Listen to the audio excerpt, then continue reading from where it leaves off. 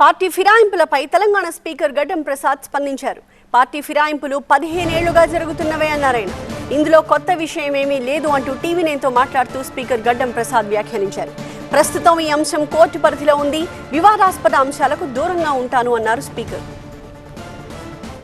విధులు విస్తృత అధికారాల విషయంలో కొన్ని వివాదాలు, ముఖ్యంగా పార్టీ ఫిరాయింపుల సమయంలో సరిగా టైం లోపల నిర్ణయాలు తీసుకోవట్లేదన్న విమర్శలు ఉన్నాయి. అది ఇక నేను చెప్పడం బాహ్యం కాదు.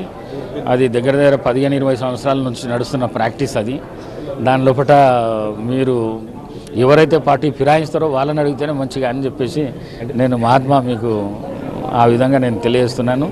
మరి నేను ఎక్కడ కూడా వివాదాస్పదమైన దాంట్లోకి నేను రాదలుచుకోలేను, రాను కూడా. నేను సాధ్యమైనంత వరకు ప్రభుత్వానికి కానీ లేకుంటే ఎమ్మెల్యేస్కు అనుసంధానంగా ప్రయత్నం కోర్టు పరిధిలో ఉన్నందుకే నేను మాట్లాడడం లేదు.